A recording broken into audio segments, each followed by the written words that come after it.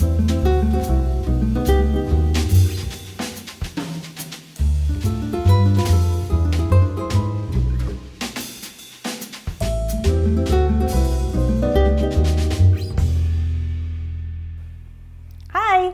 is Deb at Cool Tools Studios, and today I'm going to talk a little bit about color, and specifically color as it relates to polymer clay. And then I'm going to talk in particular about a product that we sell here at Cool Tools that you might really be interested in. First of all, let me say that color is definitely the reason I started working with polymer clay in the first place, way back in the late 1990s. And I love color, and I bet a lot of you do.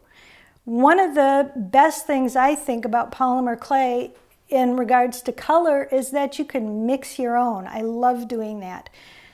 That's not to say that it's wrong or bad to use the colors just as they come in the package, right out of the package. That's fine. But I think it's really fun to mix your own colors, and you get to play with the colors, and it's like holding paint in your hands that you can mold and sculpt and play with. I love it. However, everybody sees color a little bit differently, and it's not always easy to work with the colors that we're given with polymer clay. Sometimes it can be rather daunting to get the color that you're going for. So say you want to mix the color orange, for example. Well, our color theory that we learned way back in elementary school says that if we mix red with yellow, we'll get orange, right? Well, that's not necessarily the case when you mix polymer clays together. You may end up with orange, but you may end up with a very strange shade of orange, or something that wasn't anywhere near the color that you wanted to achieve in the first place. And why is this?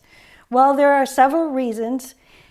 I don't want to get too technical or scientific about color, because that's a whole other story. But there are some reasons, and one of them might be that every polymer clay manufacturer has a different recipe for every color of clay that they sell. There's a lot of ingredients that go into polymer clay, but one of them is pigment, and that's what gives you the color. But they might mix different pigments together. So if you're mixing red clay with yellow clay, what if that red clay has a little blue pigment in it? Well, that means that you're not going to get an orange, you're going to get a muddy orange because there's blue in it. So that's one factor. And then there's also the fact that, scientifically speaking, there's no such thing as a primary color. So when you're dealing with all of that, you can run into problems when you're mixing your clay together. Also, color theory tells us that white is the absence of all color, and black is all the colors mooshed together. So what do we do when we want to mix polymer clay colors together to achieve our own colors? Well, Fimo, or specifically the Statler company that makes Fimo, has come up with a wonderful system that I think takes all of the guesswork and the frustration out of mixing colors. So this is Fimo Professional. And within their Fimo Professional line of clays, they have what they call true colors. We've got true yellow, true red, true magenta, true blue, true green. And then you also want to add white and black. Now, if you order all of these colors from us, you'll also get this really cool brochure that has a chart in it with recipes that tell you how much to mix of these colors together to achieve specific colors. And there's over 160 different colors in here, which I'll show you in just a second. What you want when you're working with this and the chart is your pasta machine, a work surface, a clay cutter, and it doesn't have to be a specific shape or a specific size. What this is going to be is kind of like a measuring cup for your recipes.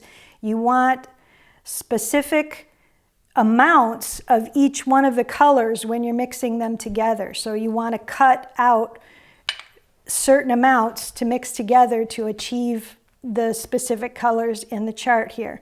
You're also going to want something to clean off your hands and your work surface and possibly your pasta machine in between working with the individual colors, because here's the cool thing about these colors.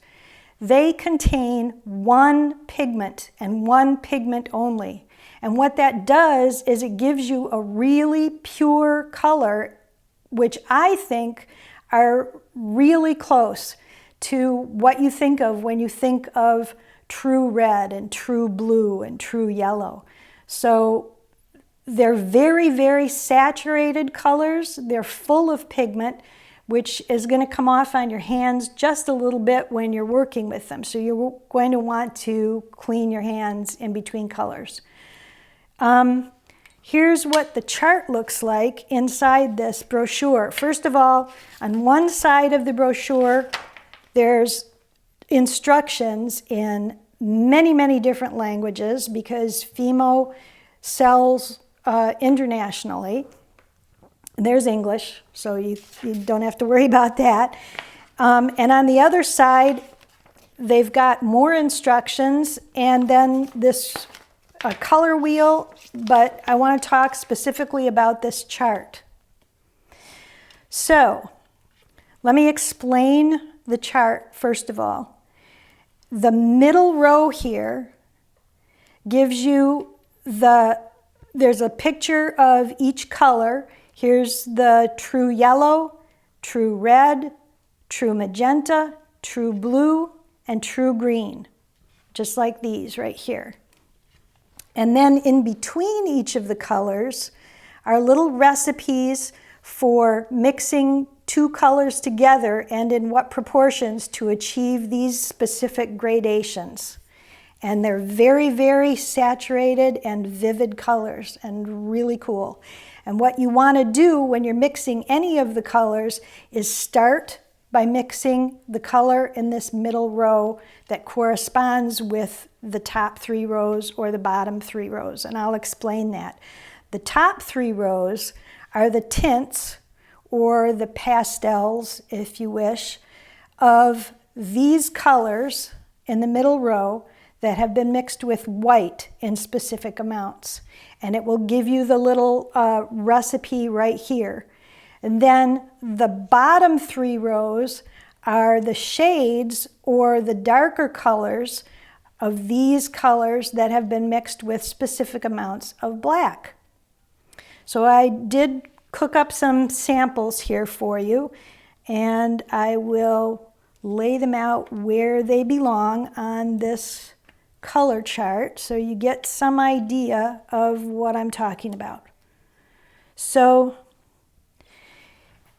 in these 3 cases, say for instance this color, for example, what I did was I conditioned the red and I conditioned the magenta, and then I cut out squares from the red and the magenta, 1 red and 4 magenta, and mixed them together and baked it, and that's what happened. And you can see it's very close to the photograph in color. These photographs, all of these little chips of color, are what you're going to get after you bake. So if it doesn't look just like it after you've mixed the colors together, it will look closer after it's been baked. And the same thing here. I mixed 3 magenta with 2 blue, and that's the purple color it gave me. And here I mixed 2 blue with 3 green, and that's the color. So what you want to do is play with the colors in this center row, and then if you want a tint like this is of this color, I started with this color and I added 4 white to 1 square of this color, and it came out with that color. And here, down here, I used pure yellow, and I mixed 80 yellow with 1 black, and K in this case stands for black. They use the letter K to stand for black. You can see that black is a very, very strong color, so you're not going to use much of the black when you mix it with the other colors. And 80 yellow, 80 squares of yellow is a little bit daunting, but what I did was I used a smaller clay shaper and cut smaller amounts of the clay when I mixed this color. So you can do that too. I can show you what the clays look like. These are the same colors that haven't been baked, and I can show you a little bit what they look like in comparison to the baked colors. You can see that there's not much difference. The baked are a little bit darker, but there really isn't that much difference if you bake them according to their instructions.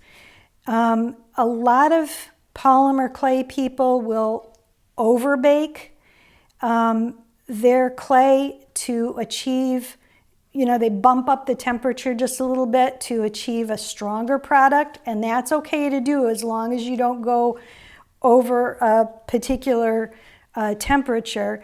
But just know that if you do that, you will probably end up with a little bit darker colors than this, especially the red, pink, purple, and in the case of white, it might yellow a little bit.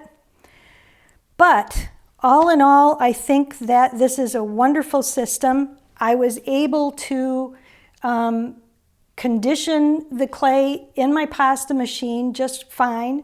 It was easy for me to work with. And it's a system that takes all the guesswork out of mixing colors together, which I think is just great. So that's it. I hope you enjoyed watching our video, and happy claying. Thanks. Visit our Learning Center at cooltools.us for more cool jewelry making videos. Subscribe to our YouTube channel, like us on Facebook, follow us on Twitter, and be sure to sign up for our email list to be the first to hear about new videos, new products, and other cool stuff from Cool Tools.